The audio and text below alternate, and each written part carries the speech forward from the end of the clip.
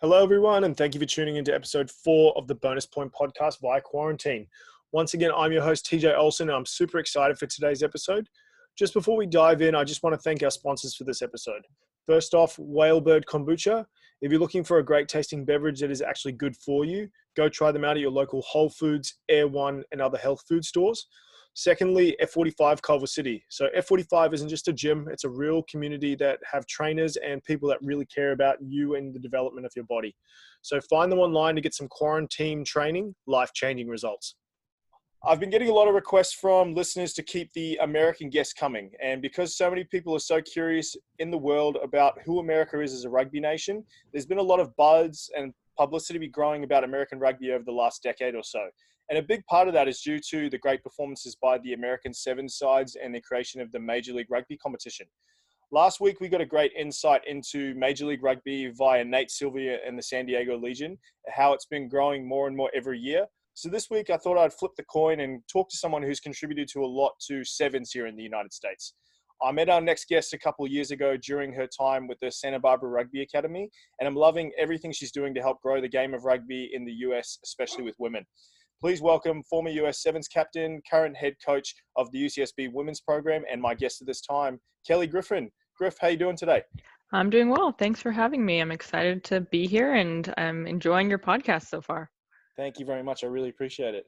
How's life been like adjusting to quarantine with your partner, your little ones, kind of your whole kind of life in general? Yeah, it's been definitely a challenge. We're fortunate that we both work from home already, so that wasn't too much of the adjustment, but the adjustment has been having the kids here full time, Yeah. which makes it much more difficult to get work done, and also just making sure for our own sanity and their sanity that we find something to do outside every day. Yeah, no, So I don't know that's if you heard dead. the dog bark, but make sure the dog gets enough exercise too. Yeah, that's been one I've been trying to figure out is just getting our dog as much exercise as possible, and it's been giving me kind of more motivation to get outside and get more exercise myself. So I guess it's kind of a give and a take. You're able to get the dog outside and get more outside time and get them out and just keep everything going, I guess.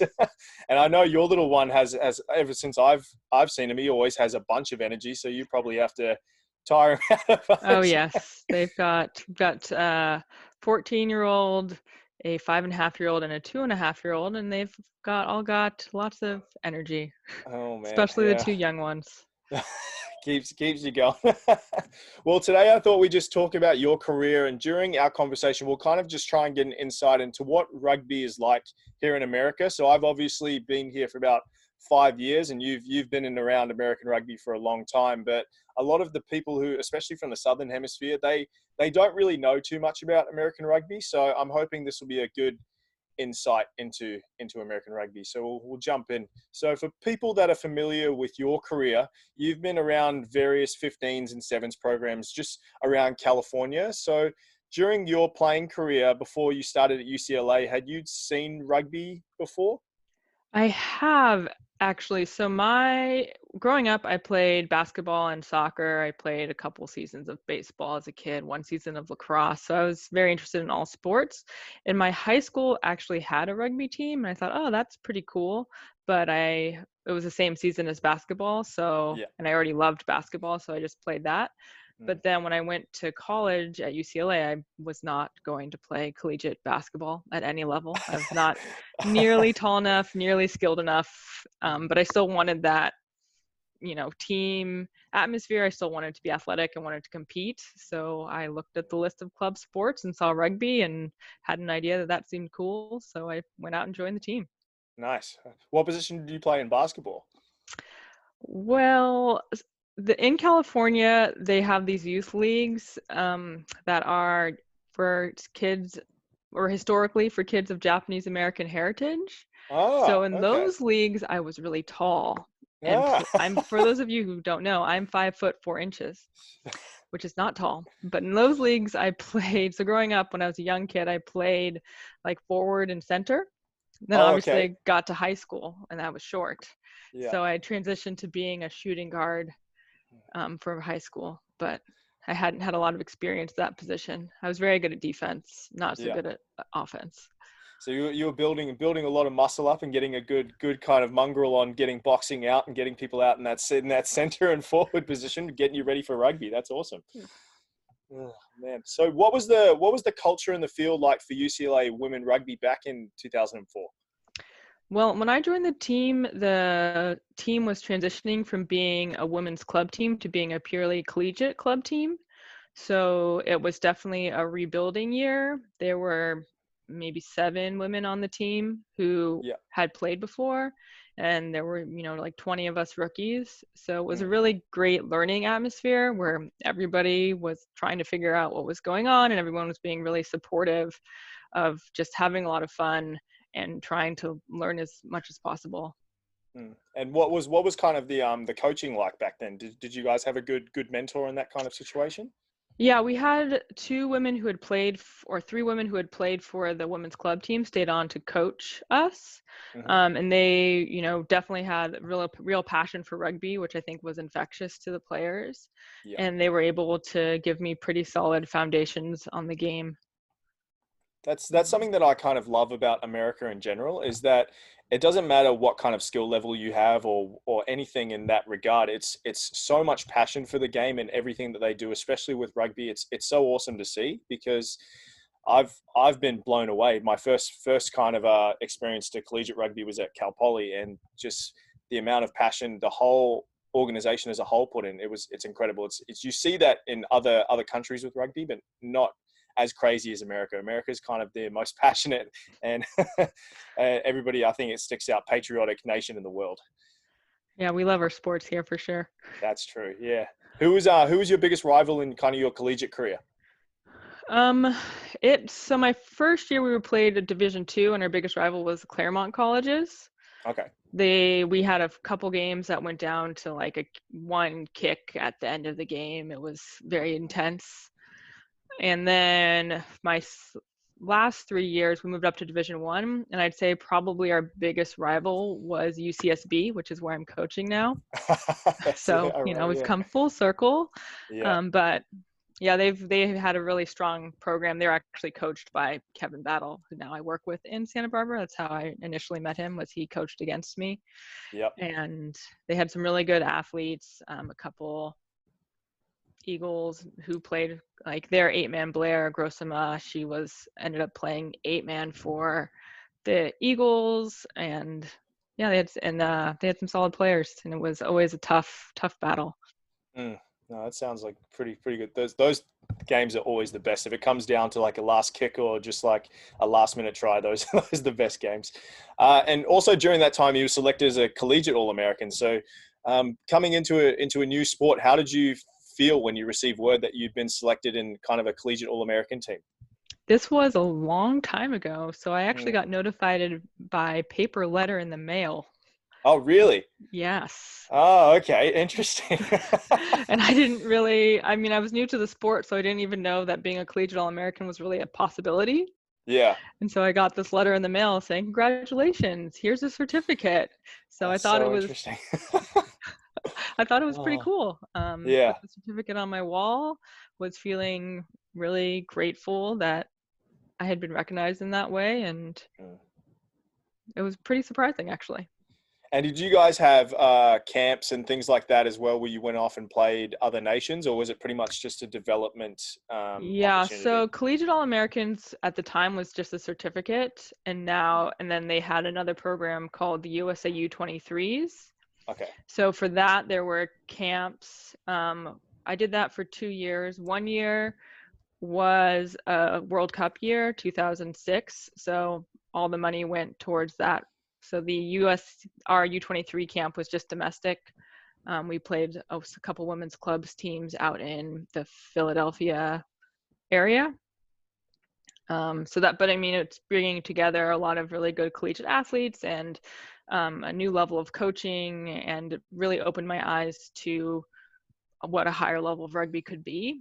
And then the following year, I went on a U23 tour to New Zealand, actually, and Okay. we played some club teams and the provincial team there, and that really opened my eyes to be like, oh, Yeah. rugby, another level. Like it was really inspiring to understand how rugby could be and the competitiveness. And that was the first time I'd experienced like somebody like really raking you in a ruck or like kicking you in a ruck and be like, oh, Yeah. I understand now. Yeah, it's full on. Where did you guys go in New Zealand? Was it all over, or was it one We specific started area? in Christchurch, and then Okay. we went to Rotorua Yeah. and Wellington, and then we finished in Auckland.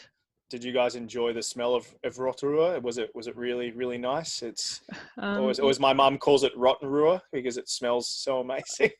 Yeah, there was definitely a strong smell there, but there was a lot of man. Maori culture, which was pretty cool to experience firsthand. Yeah, it's in such a small town. I think small country. You can go, I think, 50 kilometers one direction and 50 kilometers another direction and just get a completely different experience of Māori culture, which is something I really loved. And obviously Joe really loved when she was living in New Zealand. She loved all that kind of stuff. So yeah, good thing to get a real experience into kind of rugby, or the God's game in New Zealand, I guess it's considered. Mm-hmm. But yeah.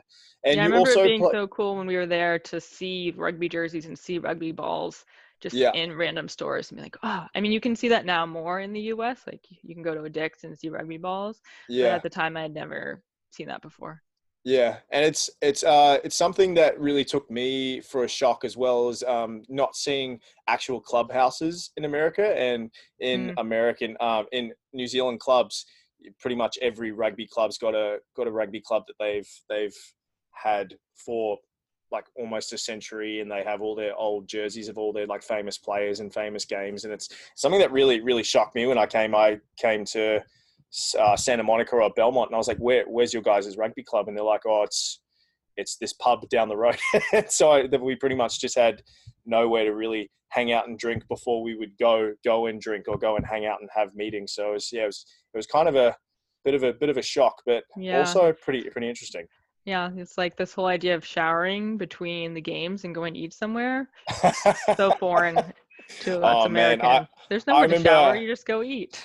I remember the first time I got given crap for that. It was I went and played a game for, I think it was slow rugby, and then I was like, oh, so where do we shower before we go? And they're like, we don't shower you more. It's like, okay, all right, yeah, we're I just gonna mean, stink the whole night. Yeah. yeah, I mean, it'd be nice, but nobody's got the facilities for that.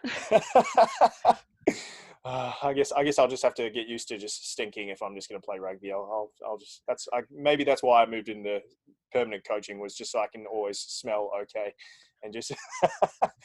And you also played a bit of under 23s for Southern California, so for the Griffin. So you played 15s and 7s. Hmm. What was it like representing kind of Southern California in that style of representative rugby? It was really, really fun. It was really cool to get to know the athletes from other teams, these rivals that you had within your league, to then be able to unify under the Southern California Griffins flag, you would say, to compete against other territories. SoCal at the time had a real big chip on its shoulder. We had always, I guess, finished last. And then one year we finished second to last. And then the next year we finished second. So it was pretty exciting to sort of build the program. That's where I started being called by my last name instead of my first name, because everyone was like, is that how it started? Because they're like, your last name's the same as the team name. And then it just stuck in the rugby world. That's awesome. I've never heard that story. That's so good. And obviously you said there's been some changes from when you started to now, but from the early 2000s to now, what have you seen as like the big change in SoCal Union, whether that's playing styles or from the management or the organization? What have you seen? Well, there's not really SoCal. There's not like territorial representative teams anymore. That whole structure has totally changed. Mm-hmm. And I think this is reflective of rugby across the US, but the level of play has increased exponentially. And the amount of developed teams has also increased, just from, I'm now back in the collegiate rugby world, and just the number of teams colleges that have teams from when I played to now, it has, I think, at least doubled. So that's awesome. There's just so much more rugby being played. Yeah, that's very true. Do you think it's a Do you think if they had the collegiate programs and kind of still the representative stuff, do you think that would be a benefit, or do you think that scrapping kind of that kind of format is kind of the way to go for America? That's a good question. I mean, from a sort of nostalgic perspective, I had thought it was a really great development opportunity for myself, and it was really great to form, those women that I played with on that SoCal team. I continue to have relationships with, and we have supported each other through that. So I think that was really great. And I think the women who I coach now don't have that same sort of connection with the players on the other teams. However, that pathway was supposed to build into the U.S. national team pathway. And those coaches and those high performance people determined that they have a better way of identifying players and moving on. And I think, there's still really good player development and player ID. So from like a personal perspective, I think it would still be fun to have those representatives, but from USA Rugby national team strategic perspective, the systems in place seem to be working for those coaches. Okay. Yeah. No, I like that. That's interesting. Okay. So after kind of your collegiate career, you moved, is Berkeley your hometown? Is that correct? It is. That's where I grew up. Yeah. Okay. And you moved back up there to go play for the Women's Premier League competition. What was your first taste of Premier grade women's rugby like? Well, back in time, my first season with the All Blues, there wasn't actually any Women's Premier League. We were playing, it had not been invented yet. Oh, really? Really? Oh, okay. Yeah. When did that whole kind of competition kind of start? Or when did Berkeley get interested? So I played, my first season with the All Blues was 2008. And then I believe the Women's Premier League's first inaugural season was 2009. Yeah. 2010, because they just had their 10-year anniversary. Okay. So my first year I played B-side for the All Blues in the Division 1 competition. We won the national championship that year, which was pretty exciting. There you go. Nice. I did not actually play in either of the national championship games, but I got rostered as number 23 for the final, and I was very excited about that, even though I didn't get. I always say it doesn't matter if you play or not. It's if you're a part of that organization, it's a club thing. It's yes, the whole club wins. 100% agree. Yeah. But it just shows, it's partly to show that you gotta work from where you are and keep building. It was definitely a big jump to go from collegiate rugby to women's rugby. All the players are bigger, faster, more experienced. In college, I'd get a break. I could stiff arm the fullback and score. That did not work in women's rugby. I would get the break and boom, the fullback would be there and I'd get tackled onto my ass. So yeah, it's had definitely to up my game a little bit.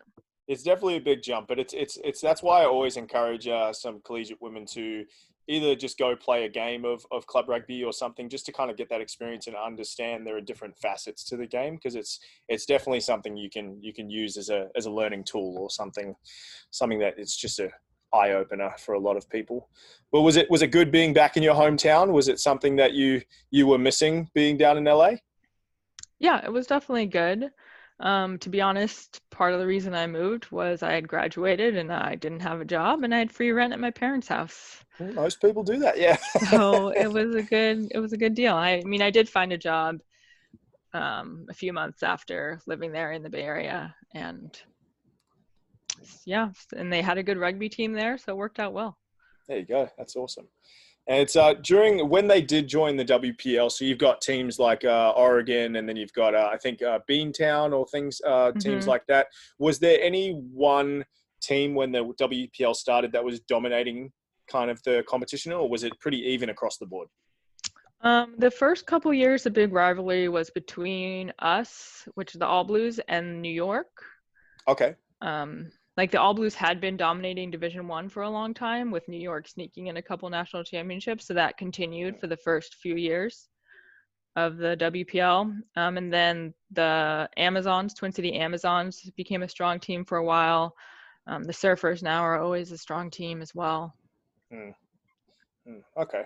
Yeah. So I guess how everybody knows you more commonly is through your time as a USA Sevens player. So in 2012, you got an opportunity to play with them. What was it like representing your country at kind of the highest level of competition in sevens? It was pretty awesome. I mean, it was a dream come true. Like, I always wanted to be an athlete and to have the opportunity for that to be my job, and to be able to train as my job and not have to worry about, like, okay, I'm going to the gym in the morning, and then I'm working 9 to 5 sitting at a desk, and then I'm going to go to training 30 minutes early to do my sprints, and then I'm going to do rugby training, and having to like squeeze all of that stuff around a full-time job, to then going to, oh, my full-time job is just training. Yeah. Was a pretty awesome experience. It was definitely very hard. And at first, so there were 8 of us at first, and we all at first lived in the same house, and we like made bedrooms out of sheets so that we all had our own personal visual space. We still, a lot of us shared like auditory space, so we could hear each other, but at least you couldn't see them. Yeah. And at first it was very much like just camp. You used to go into camp for a couple weeks. The U.S. Women's 15 team is still under this model. Everybody's remote. You come into camp for 2 weeks. It's like rugby vacation. It's awesome. Everybody loves each other. Everybody's working hard, having a great time. And then you go home. And then after probably like 2 or 3 months, we're like, oh, wait, this isn't camp. This is life. And we had to go through that transition and realization. But yeah, it was one of the hardest and best things I've done. Yeah. And a big thing in New Zealand was when a lot of women's players got contracted and started getting that kind of that paycheck or kind of something like that in regards to playing rugby. You were one of the first women to be contracted to USA Rugby. Mm-hmm. Was there something that drove you after that, after you were fully contracted, or you had that contract? Was there another motivation, or was it kind of just another plus? Well, the big motivation, the first one was to keep that position, right? And part of the big reason I like playing rugby is because it's so much fun, and I like working hard, and the people. So having that motivation to, one, try to be the best rugby player I can be, to be the best rugby player in whatever my role for the team is in the country, and then trying to be the best of that in the world, and then trying to make my team the best team in the world, or doing whatever I could to be the best in the world. Yeah, was really the motivation. And then we had they created the World Series while I was there for the women, so that was made these mini goals of winning these tournaments and then trying to be as high as possible in the World Series. Then there was the 2013 World Cup in Russia, and then obviously trying to make it to that Rio Olympics. Yeah. So there's these sort of stepping stones of outcomes of, I want to be on that team, I want to do well on that team, and then also trying to push myself to be the best that I can be. And I think obviously the coaches and the management probably obviously saw that drive in you, and they gave you the opportunity to captain the US squad for various tournaments. And were you also the captain during the 2016 Olympics? Is that correct? Yes. Yeah. What did it feel like? Were you surprised that you were given that captaincy position, or was it something that, because you've been kind of just driving towards that, you thought that was something that you've been deserving of? Well, being the captain was never really part of my goal to them. It was, if the coach and the team felt like I was the best person for that leadership position, I was honored to have it and did my best to fulfill that role. But for me, it didn't really change my leadership or what I was doing as a player so much. I mean, obviously you had to do like a little more logistics, and you had to go to the captain's meeting, and when there's the silence in the huddle, you manage that or figure out, who's gonna talk next. But I didn't really care. I mean, it was obviously an honor to be the captain, but if I hadn't been picked as the captain, it wouldn't have bothered me, because there were so many great leaders on those teams that I would have been fine with anybody doing it. That's good. No, that's awesome. So I guess then the next question would be, when you went off to Rio to represent in the kind of the Olympics, did anything change, or did it feel different as an Olympian as opposed to just being the US representative? Was there anything different? Yeah, the Olympics are a really big deal in the US. Yeah. So it was pretty awe-inspiring to be at the Olympics and to see all these athletes who are all so good and so dedicated to what they do, and to see athletes that you usually only see on TV and be like, oh, I'm their peer. Am I really their peer? Like, am I really Simone Biles' peer? Because we're both Olympians. I don't think we are, but we kind of are, because like there Yeah. she is right there. It's definitely it can feel more burdensome to represent at the Olympics because there's more pressure. And I think overall we did a pretty good job of managing that pressure. Our first game, we definitely had some mental struggles there, but we were able to pick it back up. No, that's good. I really like that. Do you have any cool stories or cool kind of memories from that kind of a Olympic moment, whether that was in the Olympic Village or a certain game or something like that? Do you have any favorite moments? Let's see. I have a lot of favorite moments. I guess so before the rugby tournament started, we had the opportunity to go to the stadium and walk the field. So that was pretty cool just to be there and be like, guess what, guys? Like, we made it. It's been a long journey, but to have that, like, we made it. We're here. Like, let's do it. That'd be a pretty surreal feeling, right? It was pretty surreal and also very empowering almost. Yeah, no, that's awesome. That's so cool. But I guess we'll ask you, how do you feel about the direction of the US Sevens program now? Do you feel they're heading in the right direction, or do you feel that there's things that should be tweaked or kind of switched around? Well, now I'm definitely an outsider to the program. As before, I was very much an insider. So it's hard to quarterback from here. But I mean, if you look at their progression over the last few years, especially since the 2018 World Cup, they have gotten bigger, stronger, faster. They're doing better in tournaments. I think they're really working on, or I know they're really working on making sure they have the team culture and the support of each other. So it seems to me like they're in a good trajectory. I think the COVID situation and the USA Rugby bankruptcy situation is worrisome. I mean, COVID's affecting all the teams across the globe, so that's more of an even playing field, but we'll have to see what happens. I think, yeah, during my time at the Glendale stop, watching them, it does seem like they have a great culture, great team vibe. They all play for one another, and I think the coaches kind of mimic that as well. So it's something where I think if they're able to kind of hold on and capture that from what they were doing in 2019, it's something I think they'll be doing some good things going forward. Okay, so after all kind of I guess at the end of your career, you headed off and you started to play for the kind of Santa Barbara Rugby Academy with under Kevin Battle. What was it like being a part of that kind of program? Yeah, so after the Olympics, I moved to Santa Barbara for family reasons, and there's a Division III women's team here, but not a really competitive one, and I wanted to keep training, but there was a men's National Development Academy that's been here for a long time, run by Kevin Battle. So I reached out to him and basically said, like, can I train with your men's team so I can keep my skills up? And he said, yes, of course, come be with the men, but also let's start a women's program. And I was like, oh, okay. He's the kind of guy that just does that. He just goes, yeah, let's just jump in and do it. Yeah, he's like, I've always wanted to have a women's program, and now you're here, so people will come to play with you. I was like, okay, yeah, sure. 100%. That's why we moved to Santa Barbara. It's like, great, let's do it.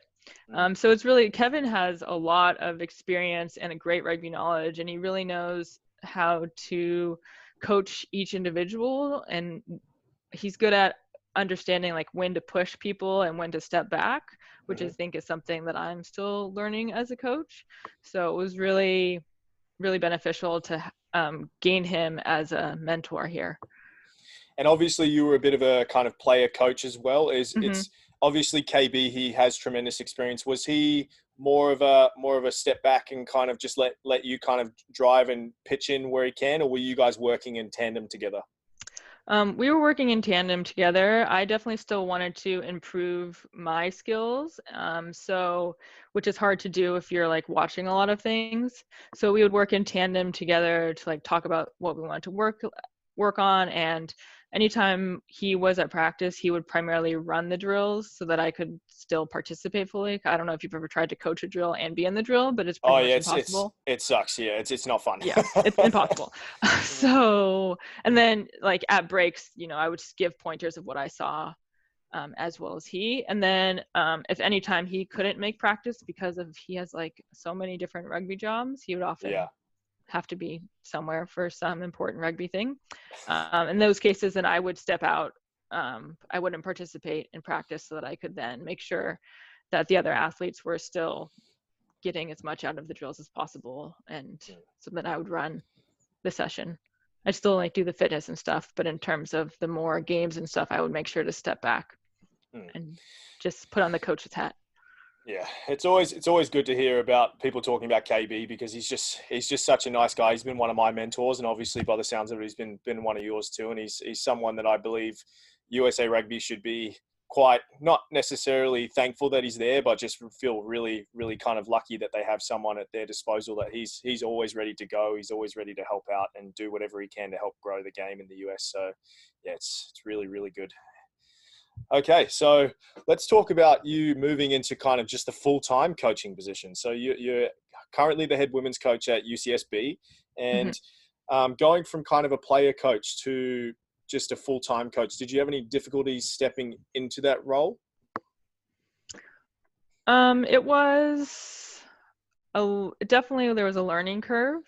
I felt confident that I had a lot to teach and a lot to give to the game, and I definitely felt comfortable from being a captain and then also from being a player coach in terms of how to deliver information.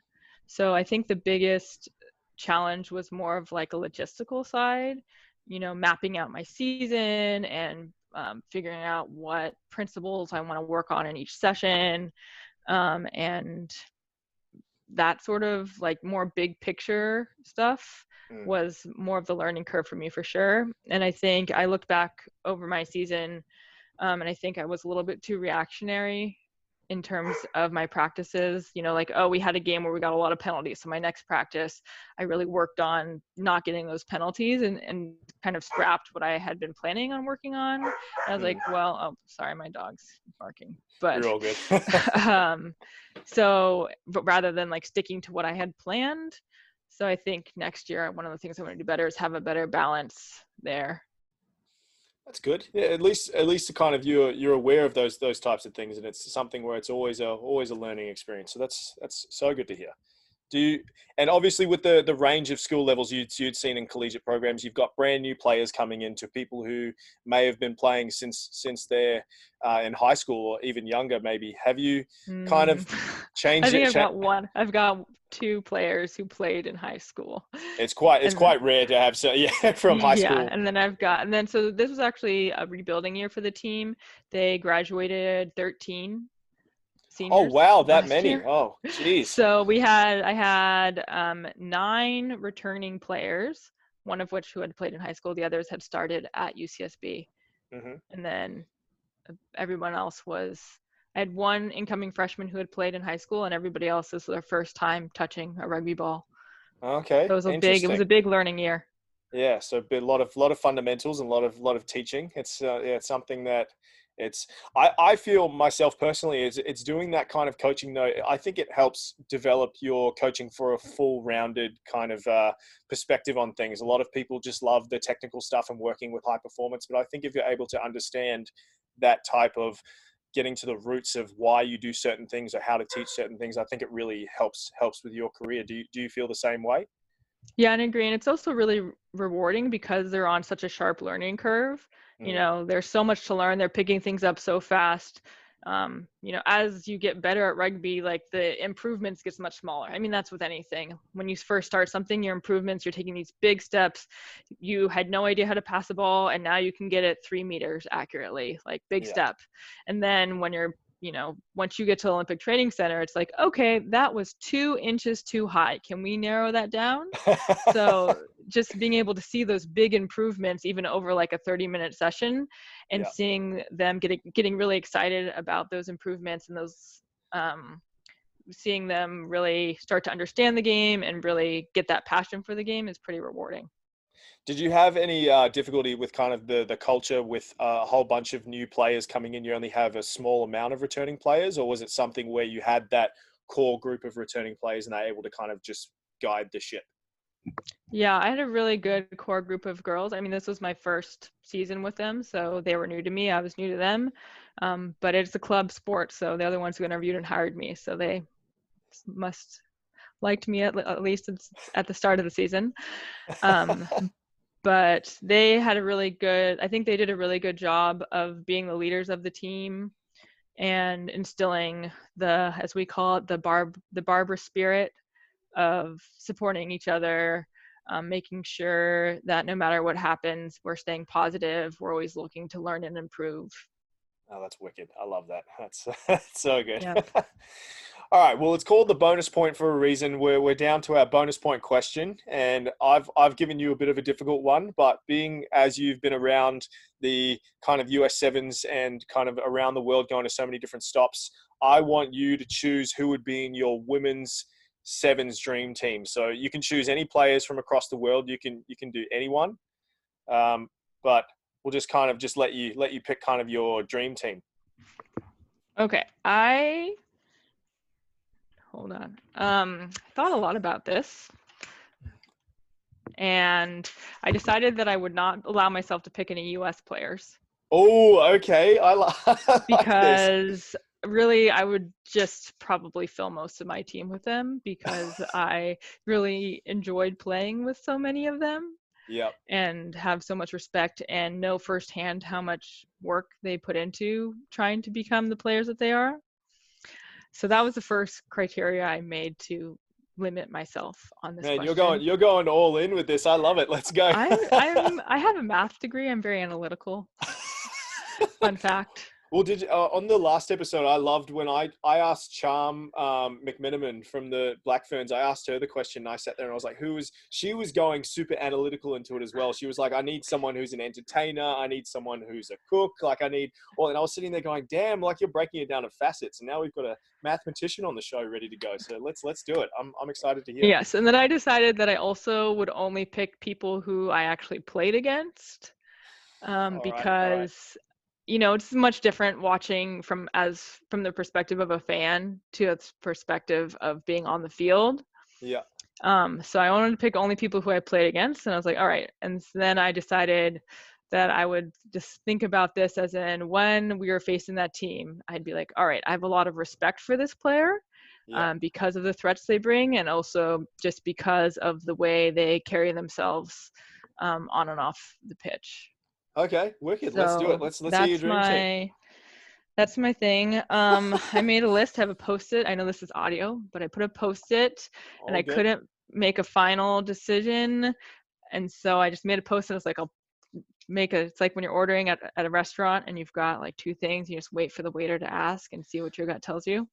See, I'm always stuck in the position with Joanne, is she's always like wanting to choose so many different things and she's indecisive as hell. So I always go, whatever your second decision is, I'll just order the second decision. We'll just share both. And she's always stopped about that. Oh man. All right. Let's hear your dream team. Here we go. Okay.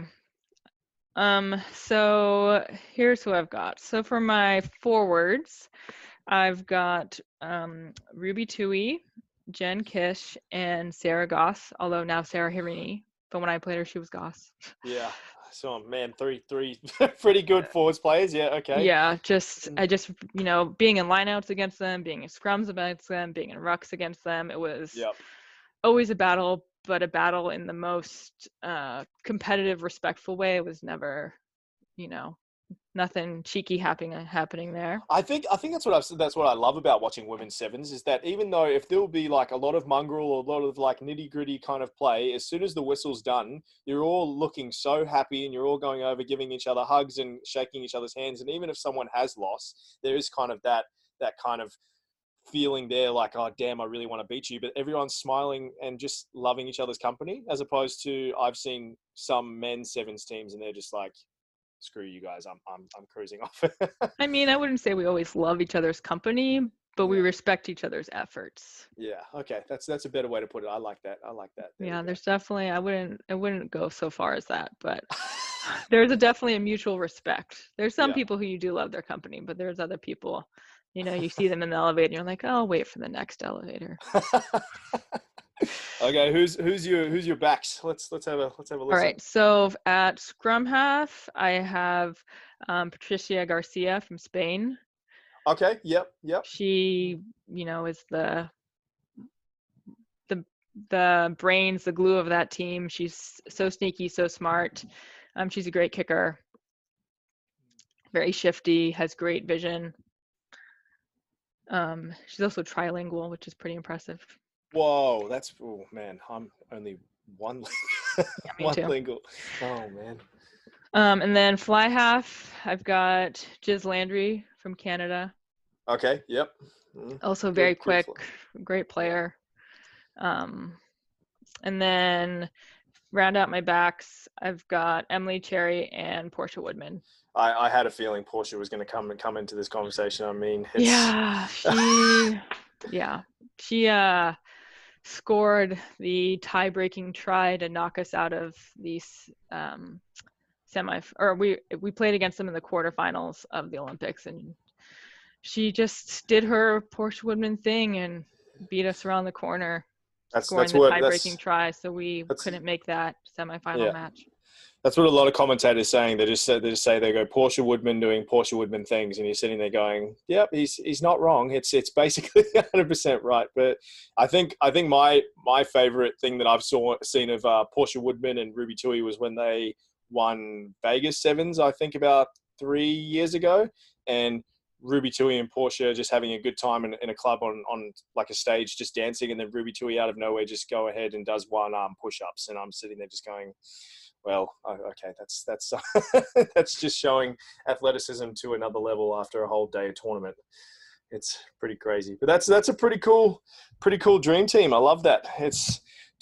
Out of all those 7 players, do you have one player that you kind of would put as your captain?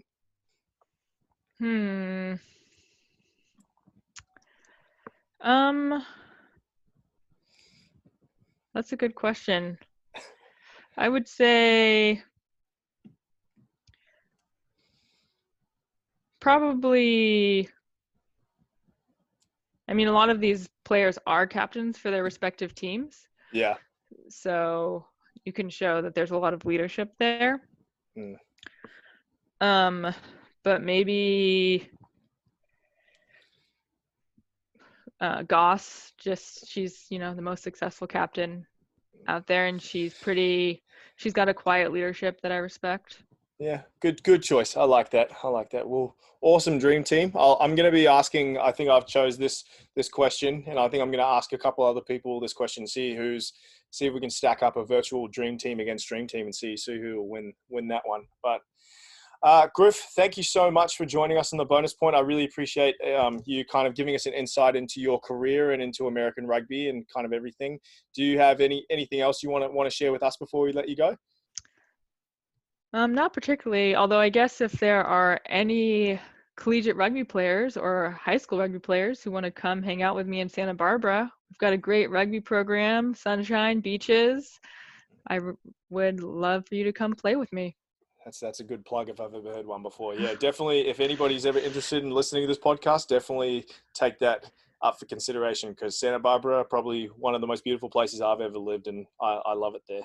But yeah, awesome. Well, I wish you all the best with your career going forward with UCSB, and obviously with anything else you do, you're always driving and to do great things. And I know with you a part of just in the community of California rugby and US rugby, I know that they've got a great tool in you. But thank you very much for joining, and really, really wish you the best. Thanks.